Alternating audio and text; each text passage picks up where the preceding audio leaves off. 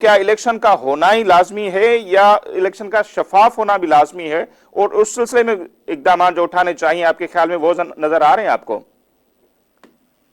دیکھیں، جہاں تک الیکشن کے انعقاد کو یقینی بنانا اور اس بات کے اب واضح امکانات کے الیکشن ہو رہے ہیں، میرا خیال میں اس حوالے سے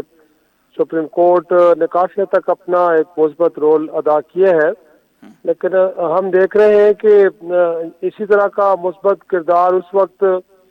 جب چیف جسٹس عمر عطا بندیال صاحب تھے، وہ بھی اس وقت بھی سپریم کورٹ ایسے ہی کردار ادا کر رہا تھا، لیکن بڑی بد نصیبی ہے کہ اس وقت نہ تو الیکشن کمیشن بہتر انداز میں رسپونڈ کر رہا تھا،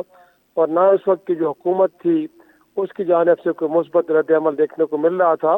ورنہ اس ملک کے اندر یہ جو ایک نئی بڑی بری اگزامپل ہم نے قائم کی ہے، گویا کہ 90 روز سے الیکشن کو گھسیٹ کے لے گئے ہیں، اور بہرحال ایک نیا ہم نے گیٹ اوپن کر دی ہے ان غیر جمہوری طاقتوں کے لیے کہ جب ان کو کبھی ضرورت پڑے گی تو اسی کو نظیر کے طور پہ استعمال کریں گے کہ دیکھیں 2023 میں بھی الیکشن التوا کا شکار ہو گئے تھے، اور اگر اب بھی ہو رہے ہیں تو کوئی ایک نئی بات نہیں ہے، لیکن بہرحال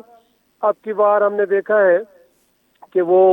آر اوز کی تعیناتی کا معاملہ ہو یا پھر حلقہ بندیوں کے حوالے سے جو پٹیشنز تھیں ان کو ایک طرح سے